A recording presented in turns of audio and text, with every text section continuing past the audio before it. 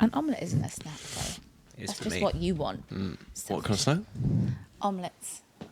It's not a snack. It's not a but snack. He just wants an omelette. Depends how big you make each individual omelette. You could do like a little mini omelette. Little mini. Yeah. Little. When like they put one of eggy those crumpet muffins. things. Nah. Big one, please. What do you like Spicy in boy. your omelette though? Oh, we've been going in recently, haven't we? Yeah. So Spring it's onions, chorizo, pepper, chili, Nice. hot sauce. paprika. When you have kids as well, you have chili takes a bit of a back foot, sadly. Yeah, For a bit. I guess. Just Not mine. flavour in general. 6 months, like chili formula. Get in there. That's hilarious. Spicy. Yeah, so you have to spicy. almost like put that separately, and then just be Everything has to be separate, doesn't it? yeah. We put quite a lot of salt in our food. I do. Yeah, Ollie does. I put quite a lot of salt in, so And pepper as well. I guess, Even pepper, they go like, oh, spicy. yeah. That's not I can't have black pepper apparently. Well, I shouldn't. It's I have a little intolerance to it. I did one of those Really? intolerant test things. What happens? I don't really know. I get acid reflux and like what else do I get? I don't know. Your body. I don't know. You collapse. No, I just from did one of black those like pepper. simple life blood test things, and it came back that I was intolerant to pepper, black pepper specifically. I can have pink pepper. I didn't even know that was a thing. Wow. Yeah, so there you go. Yeah, we Cool gotta have story, like bro. artisan salt because we make bread and stuff. That's quite nice. Yeah. And Oh that- yeah. Like kind of like the Himalayan organic. All that. Yes. That's nice. Mm. So you I put did that have in a a bit of the boys' food. Big at the end. phase on the Himalayan pink salt. Big phase of that. But then apparently that is also missing a lot of. I don't know whether it's sodium or something like that. Some of the sort of big nutritional thing that salt really? has. Apparently, pink Himalayan salt Is is it? missing some. I think it might be sodium, but I don't know. Believe everything on the internet. Yeah. I think, I often get swept up in it just saying organic. And I'm like, well, yeah, it is organic. But I- then there's other things that it needs as well. It might not be the perfect product. Yeah. you know what I mean? Yeah. Yeah. You It's can very have easy. That word is kind organic of quite butter, sexy.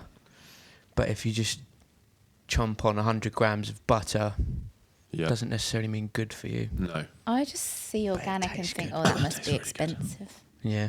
I don't My think tummy fat's doesn't. as bad as people make out there. I think a lot of people were paid off for it to then say that fat was really bad. When in fact, Yeah. sugar's obviously the evil one. Yeah. So you've got a gig coming up at Pizza Express. I have. Yay! Yeah, super excited for it.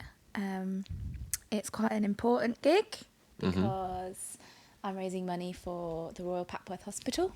Sorry. Bloody singer. I'm a singer. I'm trying not to think about the microphone, so I'm like hiding from it. Sorry.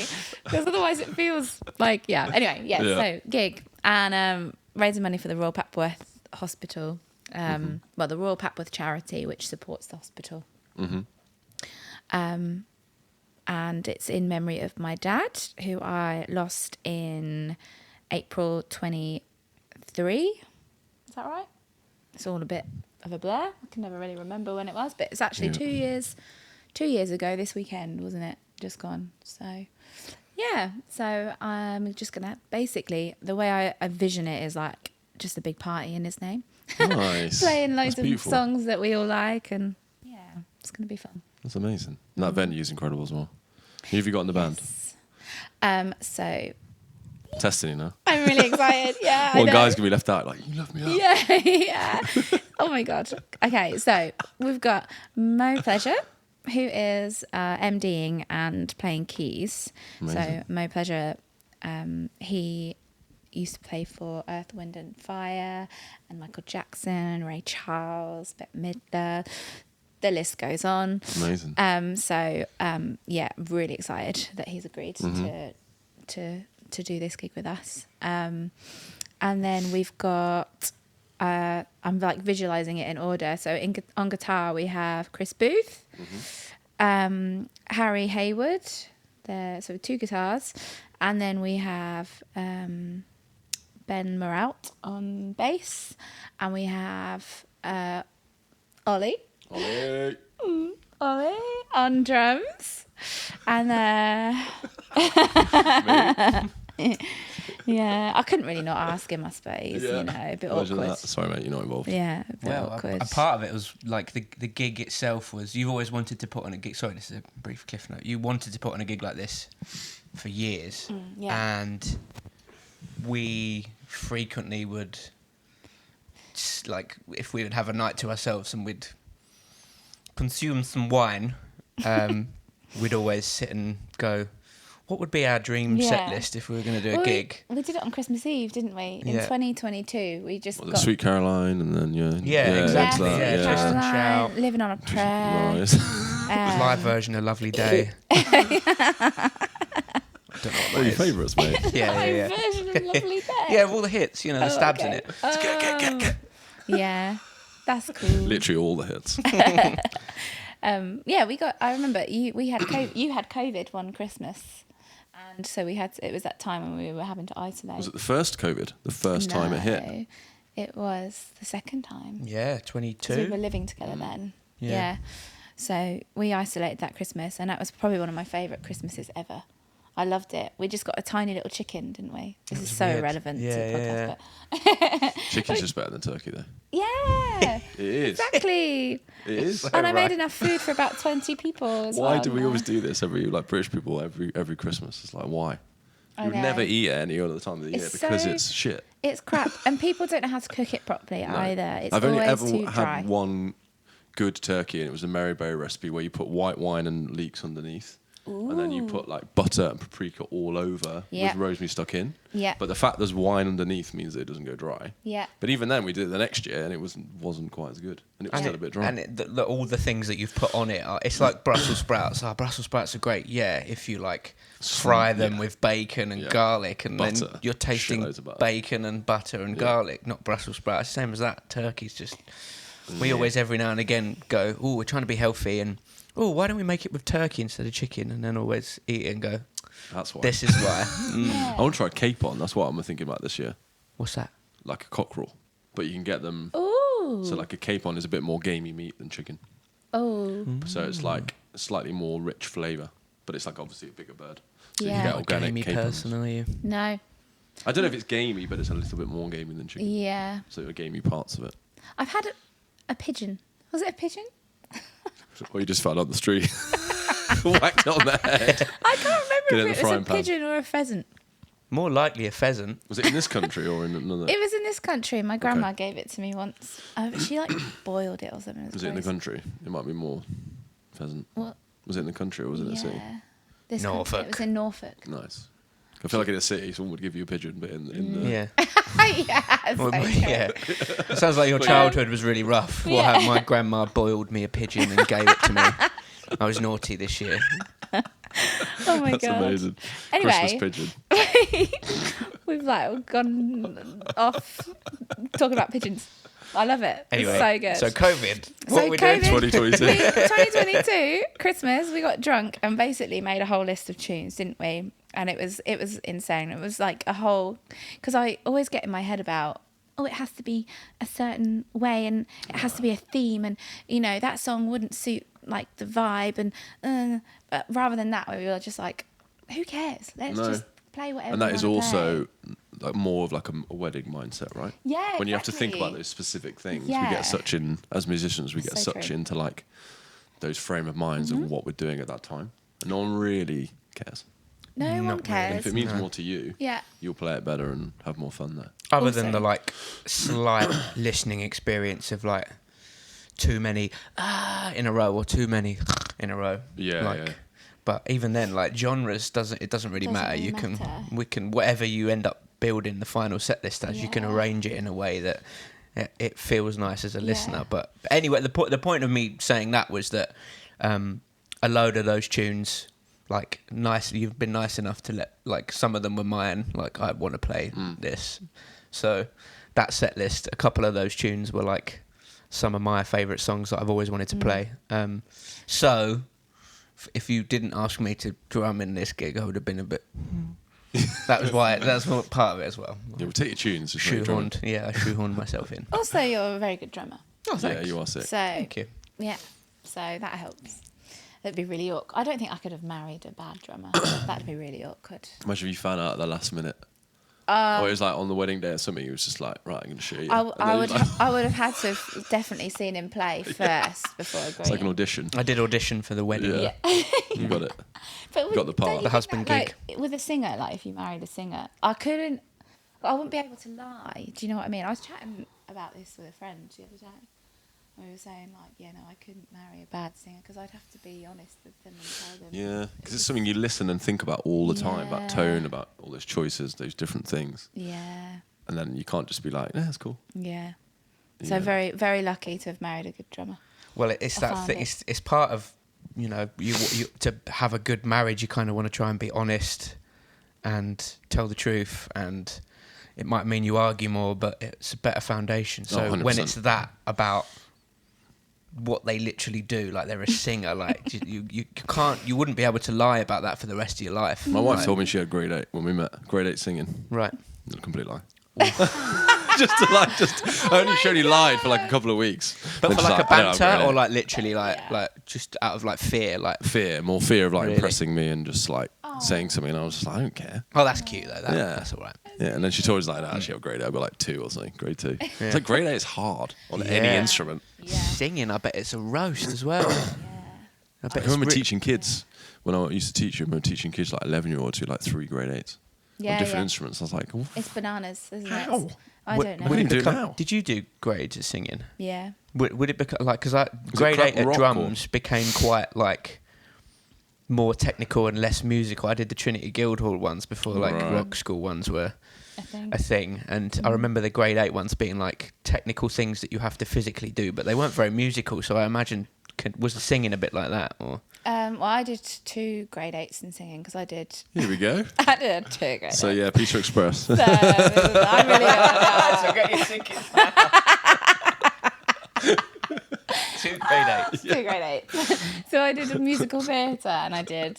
Grade That's a selling 16 point. singer. Oh my goodness! I got merit as well. Anyway, Come on. yeah, musical theatre and like contemporary. I Nice. did do my grade 5 classical, but I wasn't very good at classical either. imagine That that's a was more roast. technical. That was definitely more technical, and then musical theatre was quite technical as well. Actually, to be fair, that was way harder than the contemporary side. Yeah, I think can did imagine L. when all those tunes. Yeah, exactly. But anyway, I don't. Grades are hard. Yeah, they are. Grades are hard. Yeah, I think you have to work at actually doing a grade now. Do you know what I mean? You have to really practice and sit down to do like a grade 8 and be like, shed this. But rock school ones they're interesting because you can do like a certificate or you can do the actual grade. So you can choose whether you want to do the technical stuff or not. You know? So I'm like, But at least Yeah. you get them, and then you get loads of gigs from them. get loads of Yeah, gigs. yeah. You know, you just show people your piece of paper, It's the same and with a Yeah. degree, innit? then you just You get UCAS points. you walk straight, if you want to go to uni. you walk straight into a tour because it You have that matters. certificate. Yeah, Yeah. Or do you yeah. just put it on your forehead or something, or like put Yeah. it, just have it there. Tattoo it to your It's chest. almost as relevant as a degree as well, Yeah. you know? Yeah, Yeah. Yeah, it Worth seems the money. It seems like everything when you're doing your degree. I remember when I was doing my jazz sax degree, and I just remember thinking like, this is everything. Yeah. You leave and it's like, that's not. Yeah. Yeah. So Yeah. many other things to life. Absolutely. Also, it's like an idiom, which is what? It's maybe like 80, 90 years of time. Yeah. And then you're obsessing over this period. Mm-hmm. I think it's quite an intense experience, just really getting into those Mm. nitty gritties of like, something that's not 80, 90 years. Do you know what though? I miss uni. Like I'd never needed it, but I miss the like. I know that we're obviously full-time Where did you go to musicians. uni? Went to BIM, Nice. BIM London, and I miss the like LPWs and the every week getting up and playing something different. And in fact, one of the songs that we're doing during the show is a tune that I did in my first year of Nice. uni. I won't say what it is. You got to come to the show. That's Nice. the way you got to find out what that is. But not lovely day. it's not a lovely day. Sweet No, Caroline, come on. no. Our first year of uni was really hard. It was really the song. I always talk about the songs that we did in that first Oh, year. and yours you're were like- roasts, Yeah, they were tricky. But anyway, so You go to BIM as well? ACM. we went to ACM. ACM. Yeah. Which one's ACM? That Kilburn one? that's No, it's down in Guildford, but there's a couple now. So there's one I think in Clapton or Clapham. One of them. There's one in South London. Okay. Sorry, Do you know what? It's so long ago that I don't know what they're. Yes, mad. Since I left, I haven't really paid attention to who is where and. Yeah, it's 15. It was like 15 years since I went to uni. So you're doing some tunes from that when you were in uni. Yeah. So we're gonna do just one. There's just one song. Nice. But I remember what it used to feel like. You know, just like getting up and playing. It's all all the fresh time. and new as well, isn't it? Yeah. So like, you know. It was different to like doing like playing at weddings, which I love doing. I'm very grateful for it. I'm very happy to be doing that kind of work. But it's just not like you're like a robot on those gigs, aren't you? You're kind of on autopilot, whereas you are constantly learning new things. I especially was like as I said, I came from like a musical theatre-y classical with a little bit of jazz, you know, background. Mm-hmm.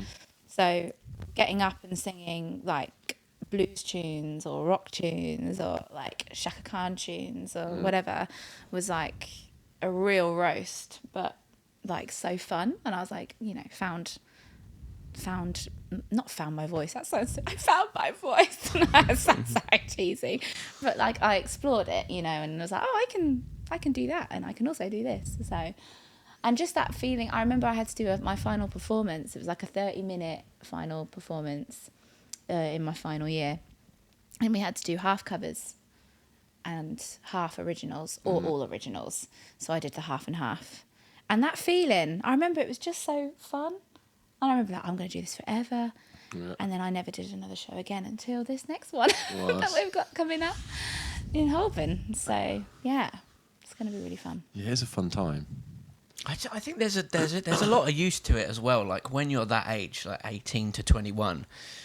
Yeah, in terms of what we do as a job, there are more useful things that I think would be better to tell someone that's 19 going, I want to have a career as a professional musician than what you might get taught in some of these schools, like, because I appreciate that to make it a proper degree they have to jump through quite a lot of hoops to make it and get the funding and keep it exactly. But you've got loads of time to figure all of that out. That it would be more efficient probably, but other than like just telling people at that age to just go and play with other people and you know. And it must be different now as well. There must be so many different elements of it. Like, there's got to be the whole thing of like adding in some kind of video stuff or some kind of like production, like adding a bit of that in. Because I definitely learned. That's when I first learned Ableton and all like production stuff was in uni. Well, I think that's like, I mean, it was at ACM back when I only just started doing like production courses and things as well. So I think you'd pick that. Like we did specifically a performance degree, so I don't think I did anything other than playing, but that would have been other than some songwriting and some theory and stuff like that. But that would have been probably like another thing that's like, if you want to be a professional musician, chances are you're probably going to need to do some recording for bits at some point. You might get asked to do it. So here's a quick rundown of Ableton and Logic, and also the ability to hang out. Just because like, if you think about it, when you go to a gig, the actual hanging out, especially if you go abroad, like the hanging out is like 3 days. Yeah. And then you play for like maybe 4 hours. Yeah. So just being a cool person and being able to like be cool in a situation. Yeah. Like that's surely invaluable. Like they were saying in jazz, you've got to be able to go to the pub and just like sit there and chat and just be cool. But then that's something you'll never be able to technically teach someone in a classroom that counts towards something to their official degree. Yeah, exactly. Yeah. Sitting down in that lecture and go, right, we're going to talk about shooting the shit. Yeah. But you can tell that when people, especially like other peers around now, like when you're hanging out with people that are networking, like they're doing it like almost like they've been taught it in a classroom rather than just like being nice. Yeah. You know what I mean? You're trying. Not wanting There's something. There's a line, isn't there? Yeah. I don't know. I used to go to my classes. I was hungover a lot. Yeah, me too. Yeah, me too. Probably still drunk, actually. Yeah. And we used to go. There was a Weatherspoons right by our uni. So where is BIM? Lunch breaks and stuff. Like Central? Fulham. Fulham. Yeah. Fulham's nice. Yeah, Fulham's got some nice pubs as well. Yeah. Nice pubs, nice boozers. Yeah. I mean, we were all poor students, right? So Wetherspoons is perfect for us. Yeah. It was great. Yeah. It was actually, so when I first went, it was tech Right. music school for the first year, and then it took over it in that second year, and it moved to Fulham. So we used to be in Acton. That was, Yeah, our uni was like a strong classical, because it's Trinity, so it's like a strong classical side, which is really cool because it meant we could like do lots of arranging stuff. Say again. I really wanted to go there. They do a musical theatre course, right? Because Tess went there. Yeah, maybe. We Yeah. completely forgot that we were uni together, and we were like, oh shit, How funny. I remember like we were there at the same time. I wanted to do jazz. I wanted to do jazz there. Jazz course is great. Yeah, I did audition there, but I was like 18 and had been singing jazz for like a year and didn't really know enough. You know, I wasn't ready. But I really loved the audition and like The band was loved great. the vibe. Yeah, I did those auditions for a while when I was at uni. Yeah, Yeah. it's a great way to earn money as a student. Yes. So they pay you to do all that. You met some incredible people Yeah. do the auditions. I just. Like, that's amazing stuff. Oh gosh, yeah. I imagine they were just super talented and had like great jazzy stories. Probably would have been really nerve-wracking for like just jazz trained people that were like bang up here, like I've been doing it for their whole like childhood and live and breathe it and in the bedroom and studying it all, whereas if you'd only been doing it for a year, I went that would have been my like little I remember April chart, like giving it to them, going, here you go. How do you want it? I don't know. really good, please. Really good. Yeah, like this. Counting them in and stuff. Yeah. Oh god, it was so with notes, please. Correct. But yeah, Trinity's nice. It's cool. Nice. Just also the site is pretty cool. Yeah. Just really feel like it's in London. But yeah, I remember loving uni when I was there. Yeah. But yeah, definitely hung over a lot. Yeah. More than I should have been. Well, it's uni, innit? Yeah, it's true. Part of it. Yeah, Now it you're felt like a bit of a bubble. It didn't really feel like London. Mm. Yeah. Because it's like kind of green and you kind of got all the parks and really nice boozers. It didn't really feel like you're in London. I don't really know Greenwich that well. I think every time I've like driven past or been there for a short spell, I've been like, wow, this is really nice. Yeah. This is really nice. But yeah, I don't really know. Got a few mates who still live there. I'm in the Horn section with a guy who still lives there. Yeah. He lives literally next to the uni. Is that where Oliver's? Yeah. is? So he lives literally next to Oliver's. Does he? Yeah. I've never been there, which is crazy. It's cool. Really go. It's like a basement bar. That's where they do a lot of their like concerts for Trinity. They'll go there and do like a proper little gig at night. Yeah. It's cool. That's awesome. See, there's a lot of performance, to be fair. They've got a lot of relationship, and they do lots of stuff at Ronnie's. They've got loads of like good relationships with good venues. You were there the other night, right? Yeah. Nice. I've never. It was my first time at Ronnie's, and I was doing backing vocals for an artist called Francis. Sorry to interrupt you, but you're almost getting quieter. You're like, Just when we go into shout-outs, we go a little Big bit up. quieter. Shout out to big Francis. yourself up. You're downstairs at Easter Sunday singing BVs for I think that's a music thing, isn't it? A musician thing. asking you about yourself, and you're going like,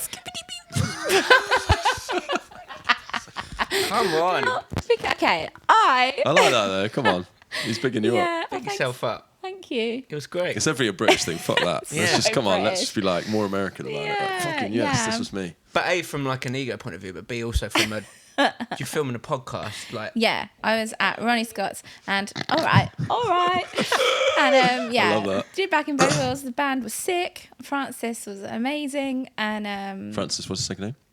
Madden. Nice. Yeah, she's brilliant. She's from Australia, and has been. I think she's lived over here for a couple of years now. And yeah, it was just a really great experience. I'm glad that but now I've had that little taste. I'm like, okay, how do I get back there now? Yeah. I want to do another gig there. Yeah, it was nice. There's a nice sound in there. Really and nice you can feel sound. like the history. Yeah. It's amazing. And this is so simple, but I just got really excited that I got given a towel. Like, I got given a towel on the gig. I've never been given a towel. I was just so Even though you weren't sweaty, you just like it felt so all times. professional. Yeah, I was like, oh, I have a towel. By my Did it say your name on it as well? I wish it did. It embroidered it in. It felt really pro. name's not Ronnie. I wasn't even sweaty, but I was just like, I have a towel. Who's Yeah. Scott? My name's not Ronnie. Who's Scott? Ronnie's towel actually as Oh my bass God. player. So funny. But yeah, no, that was a really lovely experience. And then that week was great because we did BBC Radio 3 as well that week. We were on, I think it's In Tune, Petrock's show. Which was, that was really cool. I've not sung on the radio for BBC. It's an interesting experience, isn't it? Yeah, it was really fun. Yeah, it was interesting to kind of just be a part of it and see how that all worked. And felt cool. So yeah, it's been a really nice couple of weeks actually. That's cool. In terms of singing and tick boxing, I think it's I was talking to Jessie about this on the other podcast as well. It's definitely a trap to get into about just thinking financially. Like I've been trapped by that last couple of years as well, like thinking about things just in the monetary aspect. Yeah. But need to be thinking, no, I need to be like more balanced and Yes. be thinking about all the autistic stuff. Yes. And kind of developing that as well as, because like also becoming a new dad, like that definitely was in the front of my mind. Being like, right, got to earn some bucks. Yeah, money. Yeah. Whereas I think if that element now of my career is definitely strong, so the rest of it I want to, next couple of years. Feed into the stuff that you actually... Yeah. The stuff that like makes brings me... you joy. Yeah. That makes me get like, let's do this. Yeah. That excitement. You Yeah. must be feeling that about this gig. Yeah, I haven't really had that feeling in all honesty for a really long time, and I've definitely the last couple of years has been like a roller coaster anyway, dealing with grief, and it's been a lot of grief really because we lost my granddad first. That was in December. No, it wasn't. That's a lie. September. I was just finishing off my masters, and You got 2 grade 8s and a masters. Yes, I'm gonna. Yes, yeah. No, it's so funny because I did a masters in teaching. It's teaching in the creative industries. Oh, nice. That was through BIM Brighton. And I was finishing off my dissertation at the time. By the way, I never thought that I was clever enough to do a master's. Right. COVID happened and I thought, well, I've always been interested, I've always wondered whether I might be able to do it. So I thought I'd challenge myself and I did it. Woohoo! And but finishing off my dissertation, whilst my granddad, he had cancer, so he was really, really poorly towards the end, and we lost him in the September, which was when I was handing that in. So that was quite an intense time. I don't really, when you look back and you think, how did I do that? Like, how did I? It's like a blur, right? It was a blur, yeah. I think probably the support from you definitely helped, Ollie. Just go into a bit of survival mode as well, don't you? Yes, lots of Cointreau. I drank lots of Cointreau. That helped. But yeah, so that was my dad's dad. And then that was 6 months prior to losing my dad. So that was a real yeah. That was 6 months before we got married. And that was 6. So it was all like 6 months. We got engaged in the June 22. Lost my granddad in the September. Then I lost my dad in the April, and then we got married. So it was like a proper up and down life moments, like real highs, real lows. So in terms of music and my career, that's just obviously hasn't been at the forefront. Forefront? Is that the right word? Yeah. Great. Well done, brain. But yeah, so the last sort of couple of months or so, planning this gig and also just having a few other lovely, real musical experiences that I've just loved. I've done some choir stuff as well, which I really loved. I love singing in choirs. Has just kind of brought me back to life. That's what it feels like, bringing me back to some sort of, because you kind of lose identity when you lose a parent. You kind of go through this, you lose half of yourself. That's what it feels like. So, kind of finding that and this new version of myself again. Finally, it feels like it's taken a long time to get there. Yeah. So it feels, I think maybe I subconsciously perhaps wanted to put this gig on also for that reason, to kind of kick myself up the bum a little bit and pull myself out of this sad sort of grief time. And yeah, so yeah, that's amazing. Yeah. I think it's really important to kind of remember those things and keep doing that, those kind of creative things. Yeah, I think it's easy just to lose kind of where you are and what you want to be doing. Yeah. And yeah, especially with people you love as well and people that you really respect. I think Yeah. that makes a massive difference as well. It does. You get that kind of feeling of like, yes, I want to do this. Yeah. Like, it makes a huge difference. I was going to say, you've also, you possibly went like really deep end with it, because the first time you're like now bringing something out, it's like you're doing a massive gig with a big band with some roasting tunes. You've really, that's the way to do it though. Deep end, but it's exactly that. Exactly. You've got to back yourself. Yeah, 100%. exactly. I've always like struggled with feeling confident and having self-worth, and it's always been pretty low for a lot of my life. So in fact my MA was like my dissertation was about like confidence and stuff, but it's such an important thing to have in this industry.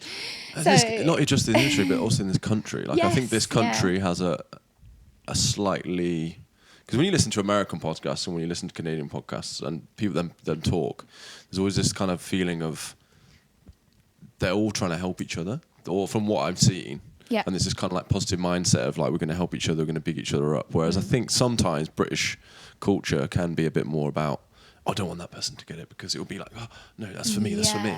Whereas I think we all need to try and push, like there's that quote, isn't there, about when you have high waves, they raise all boats. Ooh, I've never heard of that before. So you have like, that makes sense. Definitely makes a difference. And if you think about it in a way of, oh, that's a competition, then you won't be kind of being elevated by those people who are trying to strive for something better. Yeah. I think that's really important for us to not do ourselves down and just think like, no, I want to be doing this. I want to be backing myself and doing better and cooler things. And just like this whole world and social media and everything, it's so hard not to be so critical of yourself, and like you just get caught up in, oh, these people are doing this and that and I'm not doing anything. But rather than like, we should be supporting each other and like, just, I don't know, using that as a drive. I think people all follow the people who are doing stuff. So if you're only following the people who are doing things, you're only seeing that. Yes. So you're not thinking about all you're comparing up or sideways, as opposed to thinking there are lots of people who are trying to do this and it's not happening. And they've gone back and done something completely different, like left music. Yeah. Like I know lots of people, probably the same as you, what you studied with, don't do music anymore. So many people. But as humans, we're like, no, we've got to compare ourselves to these people who've got this and this and this. Yeah. And then when you turn the screens off often, it's not as happy as that. Exactly. It's never as simple. As simple as that. It starts from a positive and honest place of like, aspirations and, aim high and do that. But just the culture that we live in today, it so quickly turns into like envy and stress and panic and self-worth, and that's the one that, especially being English as well, I think it's like we get intimidated by and frustrated and annoyed by the American kind of main character syndrome. We talk about that a lot, like that they have a lot of main character energy that that intimidates us, but whereas that might be annoying and egotistical, that so quickly graduates from their life to main character syndrome about everyone else. They might have that worth from themselves, but then they also put it in other people, like you're saying, like the support and that culture, and that's the thing that we do wrong, whereas British people are very self-deprecating and humble and you're just little old me. That also becomes little old you, and there isn't that community and that's getting built up in that same way. That we definitely need a bit more of that. I'm lucky to have a lot of people in my life who big people up. Like Club Live is full of people who. I was like everyone is boosting everyone else. That's amazing. How many people were in that band we did at the weekend? 15, I reckon, something like that. Oh my goodness. Oh my! Every single person in that band, in that green room, is just shout out to Club Live. Yeah, big time. They're shouting out, like they're all bigging everyone up the whole time. And they're always making comments about how well you're doing. Or they're the people that you want to work with. 100%. They're the people that you want to not even just work with, just generally be around, you know. Yeah, there's a lot of my best mates in that band. Yeah, but that is something that is just so important, isn't it, in music in general? Like, it's not about how amazing and talented that people necessarily are. Even like acoustic, to be fair, as well. Acoustics, I was going to say, the one that we did. Yes, yeah. That is a very boosting band. Yes. Extremely. Yeah. Sorry, when we did the cruise over Christmas, that was my first little experience with you guys. Yeah. And it just, it was just beautiful people, right? Yeah. So it just makes it all so enjoyable. Yeah. And then you add the talent in, and that's great. Like, that's amazing. But yeah, it's ultimately like the hang, isn't 100%. it? The hang's was way longer than the playing. Yeah. Do you think you got there at 10 a.m.? Yeah. They're playing for like 20 minutes. Big time. So the rest of the hang is a long time. Yeah. That's when we probably got to know each other, I guess, on that. Yeah. There's a lot of dates, wasn't there? 10 plus. Yeah, a lot of hanging out. Yeah. Waiting around. And Eating food. Eating cruise food. Eating cruise food. Mm-hmm. That was good food. I think I had like 6 meals a day. You on that. always I'm not even joking. Yeah, like I remember. 6 roast dinners. When food is free, I'm like, fuck it. Yeah, good. go in, absolutely. Yeah, that if hidden ingredient free. Oh my I love gosh. it. So I feel like my band, actually, everyone is so cool. Everyone is so nice. And I was going to, me too. Yeah, see, we're on the same way. Come on, synergy. Because I thought I've only gotten like four of the band members out of the 13. That's my fault. Yeah, that's they're my gonna, fault. The tangent was my fault. They're going to be kicking off. So far, we've got Mo They're Pleasure. like, what about me? That's all you need. Just Mo Pleasure. Just Mo. Just come because Mo's on it. Yeah. No, so we got to the drums, didn't we? So we've also got Ollie Saville on percussion. Nice. Percussion's a nice touch. Always a lovely touch. I'm so excited to just hear Cherry on him. tops. I'll just listen to him. It's going to be amazing. He's bloody amazing. Mute the drums. Mute the drums. Yeah. I'd probably have him if they were in it. I'd have him louder percussion. than me. Yeah. It's one of my favourite things, percussion. Oh, It just adds so much it does. flavour, doesn't it? And all those recordings have it all over it, right? I don't know what you're playing, but I'm guessing a lot of the... Promises. I kind of know a bit of Ollie's taste in music, so I Most imagine. of the songs, I imagine. Yeah. That was one thing that I was worried about, is that all of it's like up. But then I'm like, actually, no, it's not. We can...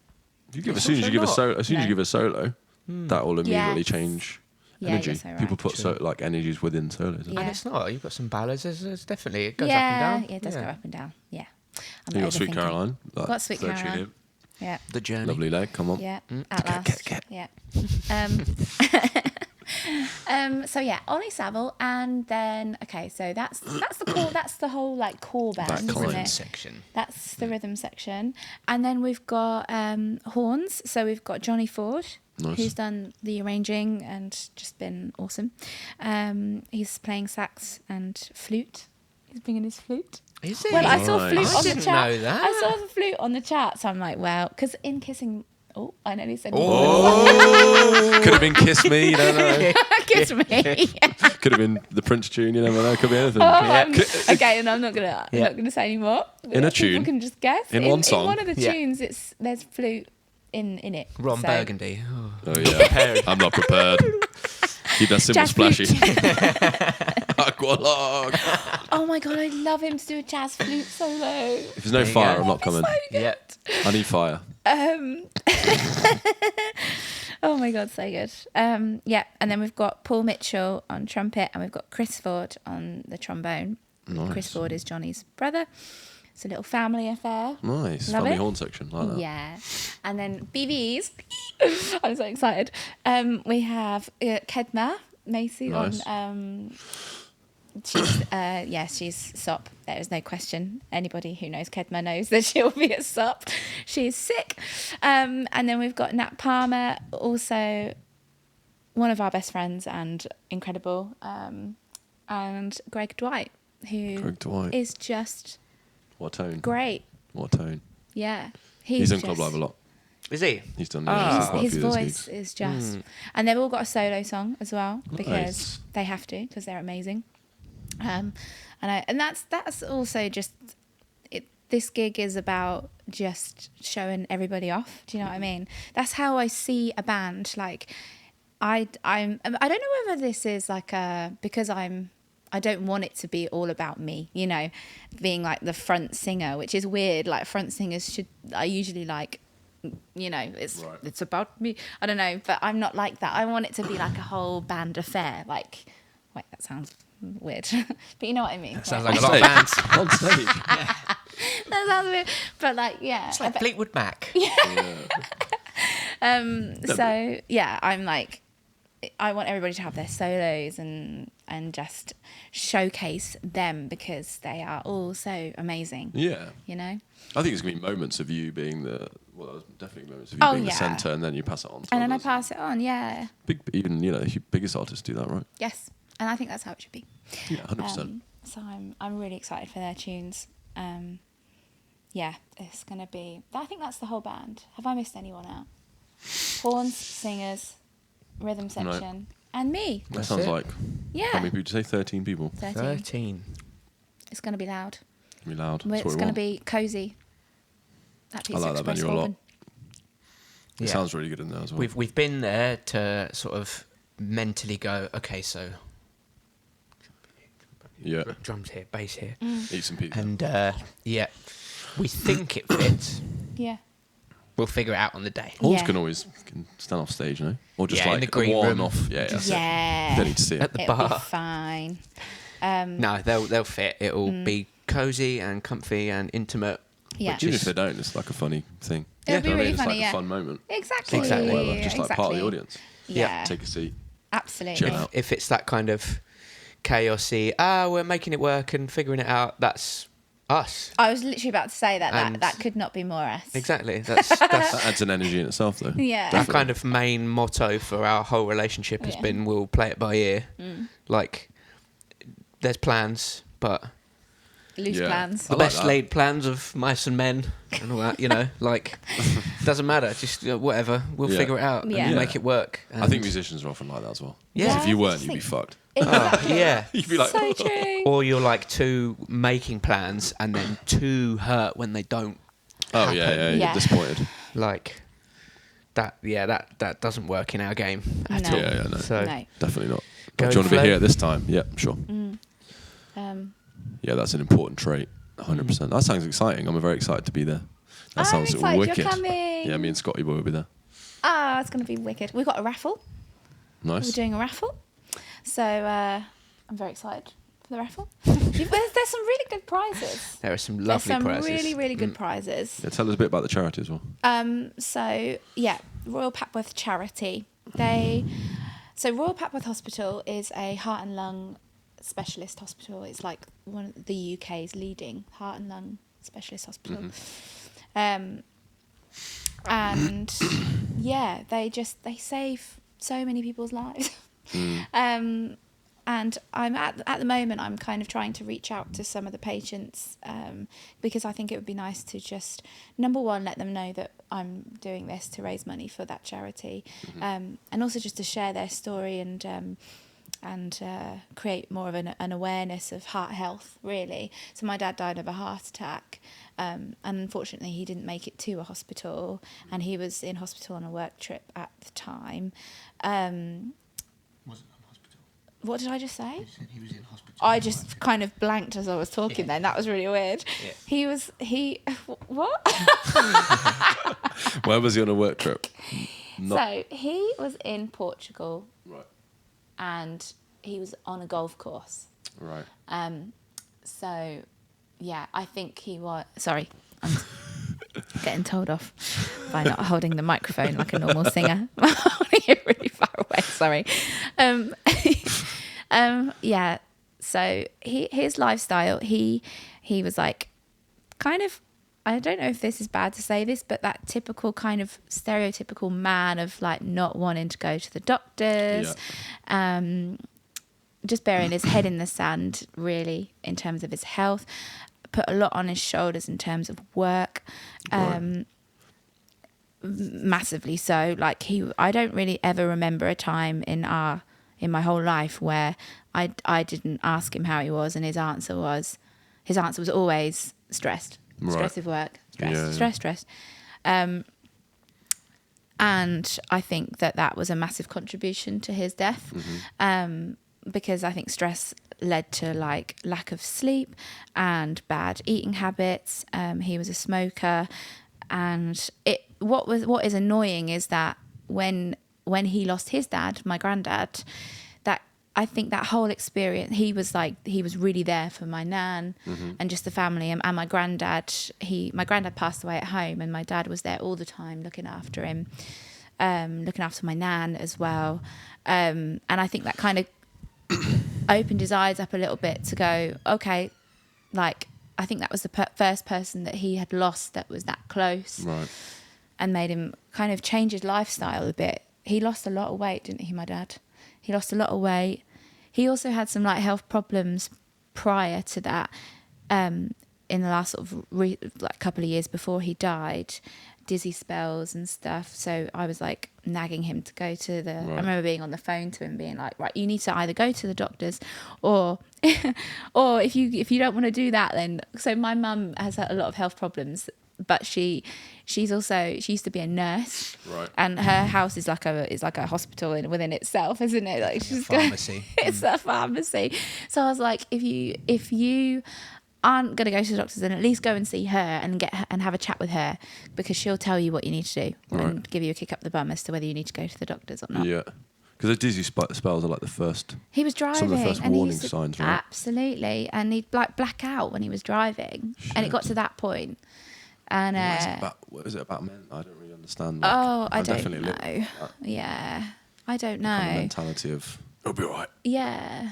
It's and it's like, no. A weird strength thing when it's like, well, really, you just need some help. It's a generation above us, isn't it? I think our parents' generation, stiff upper lip and all that. Yeah.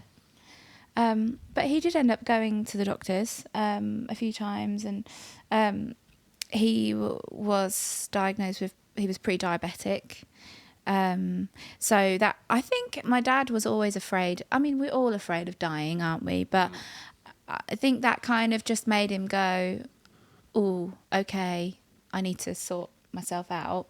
So that was when he lost the weight, and I think he cut down on his smoking and just tried to be a bit better in terms of his health. But unfortunately, it was just too late, because all of the years prior to that caught up with him. Was he still working a lot as well? He was working a lot, and he didn't want to be on this trip at all. So, yeah, and these trips are like, it's like impressing clients. Right. So lots of drinks. Yeah. So, and my dad, he was 56, so he definitely was not old, but it was also not like in his 30s and early 40s when you can go out and do that and be okay, you know.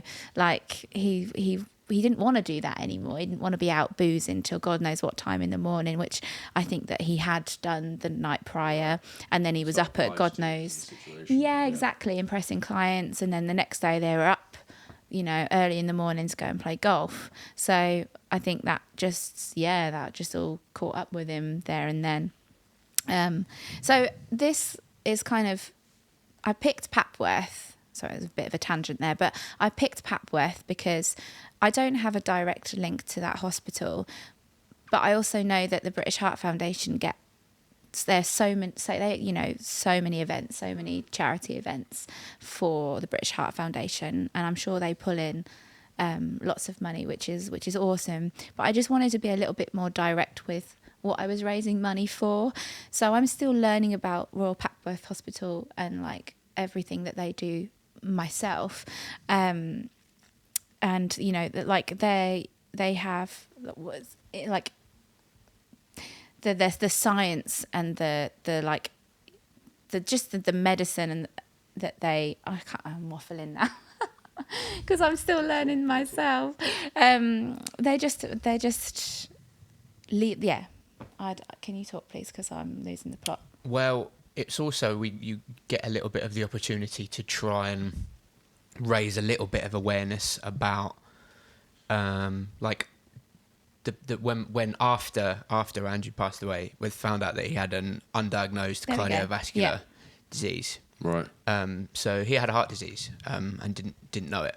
Yeah. And this is something that the Royal Papworth actually talk about a lot. That there's millions and millions of people in this country that don't go and check themselves out, and so many of these things they cause people to lose their life because they're undiagnosed. Yeah. Just because of that mentality of it's gonna be okay.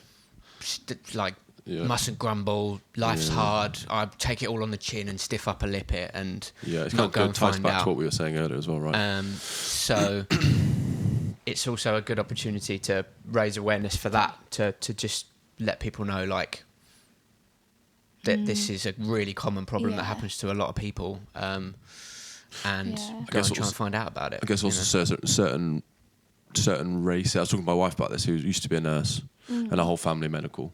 And if you're kind of white British, like, generally the likelihood of stroke or heart attacks is way higher. Generally, that's more like the way that we go. What is it like? It was like 3.5 million people, men and women in the UK, living with it but don't know about it yet. Undiagnosed. Jesus. I think that was the intense. statistics on the Royal Papworth page, charity page. That's quite a large percentage. It's a massive percentage. Yeah. Like 5%, isn't it? Mm-hmm. Wow. Yeah, it's mental. Yeah, so it's also that's a great charity to just to also try and raise a bit of awareness, just to think about that specifically. Yeah. Because a bit more knowledge about that and a bit more awareness, we might have been having a different conversation about your dad. Yeah. So I remember my mum was really ill when I was a kid. Like, really, I was like 5, and she had a subarachnoid hemorrhage, and I remember that being like fucking terrifying. What is that? Basically a bleed on your brain. Oh, it's just my like an God. aneurysm, but you kind of don't know where it is, so they couldn't find it. And I remember just being like, what the hell is going on? And I regularly think about it at that time and just think like, fuck me. how old were you? I Terrifying. was 5 the first time it happened. First And it time was it like, happened. didn't know what was going on. I just went to live at my mate's house for like a few weeks, Sure. just because I was just like, what's happening? And then the second time, I think she's had 3 in her life, which is Oh my mad to say that God. she's still with us, which is Incredible. crazy. She's now like 77.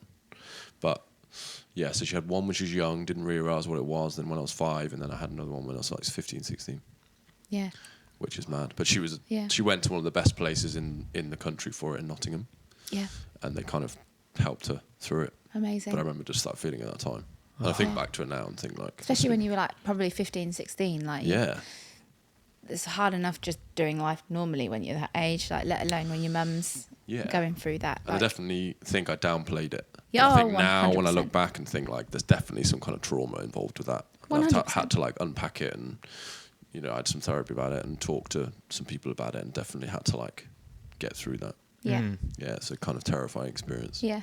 But that's great that you did that, because Yeah. that kind of goes back to like me saying about stereotypical men that don't address problems, but you did that, so that's awesome. Yeah. Definitely having kids helped with that. I I think that made a huge difference to me. Yeah. Because it's like you can either just ignore them and try and like not let it change you, or you can just let it change you, and then it's like having a huge magnifying glass to your life and your childhood. But I feel like when I imagine having kids and stuff, and I just feel like that shows more strength, like dealing with a problem rather than when you shying away from it. Yeah, it's terrifying. It's really scary. But surely that shows your child more strength than not. Than burying your head in the sand. Like you're being a good example. Generations of burying it. Yes. And then you just learn from those people, and you think like, this is the way to do it. This is where I'm going to do it. Yeah. And you might be the first person ever in your family to then address those things. Absolutely. Very much so. Yeah. And you're right, it's very ironic, it's hypocritical, because you're shelving it and burying it from a perspective of thinking that you're being strong and supporting, but it's actually, that's a weaker thing to do. 100%. The stronger thing is to go, what's happening there? Out loud. Yeah. I'm struggling. Because you're also like kind of pretending that life isn't hard and it's all manageable and we're all fine, and that just isn't what life is at all. So then when your child then goes through something traumatic and they're shocked at how difficult that is, and thinking that they aren't able to cope with it, and like that's not normal that they can't cope, and actually that is very normal that they can't cope, because I don't know, it's just you're preparing them for reality. I hope there's more of a culture now where people, I think we talk about that generational thing there, but our generation, surely this is one of the first times where you can just go on your laptop and you can watch a video about emotions, or you can watch a video or listen to a podcast about people talk about emotions. Yeah. And I think this is definitely like a refreshing era where we can talk about it and when we can think actually it's not that scary. Yeah. It's better, and it's definitely a strength thing, because it used to be seen as a weakness, right, to talk about this stuff. But I definitely think there's a strength to it, and like a freeing aspect about realizing that you are actually your history, and you are the history of not just you but all the generations before you. Yeah. And I think it's cool that we can talk about this stuff and try and become like more free from it. I think so. Not just be triggered all the time and be like, why am I feeling like this? Yeah. It's like, what is that? No, just that person's annoying me. It's like, well, it might be something inside you that's annoying you. Yeah. Or a memory that buried. Yeah. It's actually one of the few positive things that you think about social media and the internet, and you think about it being like Twitter and the skip fire that is would be polarising people and spreading people apart. But I'm never going to do that, sorry. Don't think anyone is. But actually the positive from what you're saying is right, that actually it will bring more people together in the knowledge that like you're not just getting gaslit by the fact that you're struggling and you're like, but no one else is feeling this, whereas now you actually know like life's this hard for everybody, don't worry, like you're not by yourself in thinking that you're struggling more than other people. It's like, look, here is proof that we're actually more talking to each other now, more going, this is rubbish, right? Yeah. It's actually really hard. Yeah. That's why I like longer form podcasts. When it's like a longer, you kind of get into the nitty gritty of it. And I think that's fascinating. Yeah. You really kind of get to know someone through that. I think it was the shorter form ones. That's the thing with social media, isn't it? It's like, tick, tick, tick. It's kind of like quick fire. Like, this is me. And it's like, well, is it? Or I want to get to know a bit more about the rest of it. Exactly. And the family and the history and all that kind of stuff. Yeah, 100%. In terms of the Royal Papworth, they're actually coming, the ladies who I've been in touch with that run the charity, they're going to be at the gig as well. Oh, so they're going to do a little chat about the charity and what they do, so everyone can have a little bit more of an insight into it, much better than what I've waffled on about. No, great. You haven't waffled. No, you haven't waffled at all. Like they'll give a bit more of an in-depth explanation as to what they do and where the money's going to and how that's going to help so many people and families. And again, that's another driving factor for me as well. Like, I now know how painful that is to lose someone that way. And that's a hospital that can help prevent that happen. So I like the idea that I'm raising money for something that will stop or prevent other families, daughters, mothers, just from aunties, uncles, whatever, from going through losing someone like that. You know, that feels nice. Yeah, I think it ties into that stuff we were talking about as well, like having that kind of like the freedom or having the opportunity to talk about all that stuff about, I'm actually feeling shit. This is what I need to talk about. Yeah. Definitely. I think it'll also be on the night. It will be what I'm looking forward to the most about it, really, is that like we're raising awareness of it and raising the money of it, but also like just letting people know in a kind of gentle way about, be aware of this because this is happening. By the way, now this is actually a party and a celebration. It's a celebration of life. So we're going to have it. Yeah. We're going to bloody It's go not in. going to be sad. It's not a sad thing. No. Yeah, I don't want it to. I've done sad. I've been sad for the last 2 years. So this is now like, I feel like, just celebrating my dad, celebrating music and how powerful that is. And I just basically want everybody up on their feet by the end. I mean, the first tune.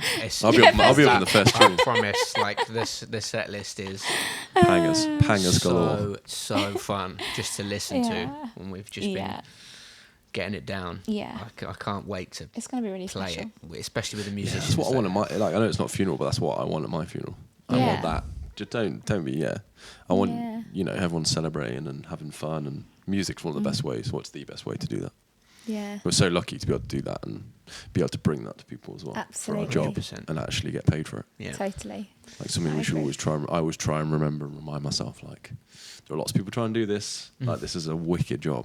Yeah. And you get to travel with your best mates around the world. Yeah. Yep. Do what you love. Yep. I now always think whenever, shout out Ali Petrie, amazing keys player, whenever we had any moments on the road where we would be feeling a little bit like, bit sluggish, Tired. he'd always turn around and go, "Beat's working though, doesn't it?" Yeah. I remember that. I'll always say that Beat's now. working. Anytime there's any rough part. Who were you on tour with then, Ollie? That was Albert Lee. Lil Clang. Yeah. The band are absolutely full of names as well. Mm-hmm. Everyone is Sick. just monsters. The list of people that the CV for the band is Which band are you talking about now? your band. My band. Yeah. Oh my god. Yeah. They've all. I mean, done half of incredible them are things. Mo Pleasure himself. That man's CV is Oh yeah. His CV Insane. is just absolutely insane. inspirational. Yeah. What a guy. But you know, all of we're- them in that band have done some incredible jobs. Worked for insane people in the industry. Well, Amy Sears now. Come on. Yeah. Now One for they're the playing CV. Amy Sears. Yeah. Oh my god. You play with me. Yeah. Earth, Wind and Fire, Michael Jackson, Bette Midler, Amy Sears. Start with Amy Sears. Come on. Cringe. Yeah, Amy Sears. Yeah. Oh my gosh, that just goes against so much of me. I know, yeah, My, well, like, It's got this over there. the whole point of what we're hide talking the about. hole. Celebrate. Yeah. Celebrate. Exactly. So, Exactly. the other thing to draw attention to about that night specifically is that Pizza. Pizza. Of course, it is in Pizza pizza Express in in your Holborn. gob. So come down and have a lovely dinner. Oh. But there are. It's a small little space. So there's not many people that can go. So it's quite exclusive. So get your tickets in Yeah. because.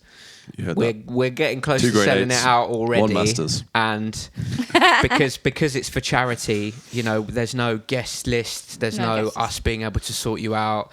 There's 13 people in the band, so if we were going to say to everyone, you can bring a couple of mates, then that would fill out a quarter of the venue. Yeah. So there's none of that because it's all for charity. So get your tickets and come down because once it's sold out, and there's nothing we can do about it. And Yeah, for it sure. would be lovely to get everyone down there, but we can't do it. It would be No. lovely, and from there, we're going to look at seeing what happens in the future, and if everyone's up for any more of that, if you want to do that again, that'd be great. But this is for one night only. I So like to remember. It's going to be really fun.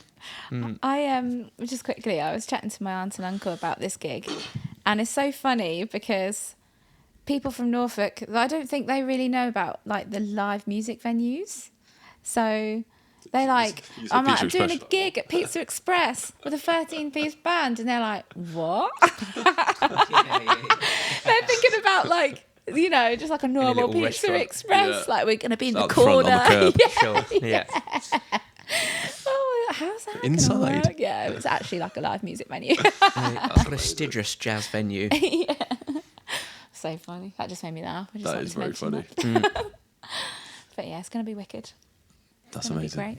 That's very exciting. Yeah. Buy your tickets now. Buy your tickets now.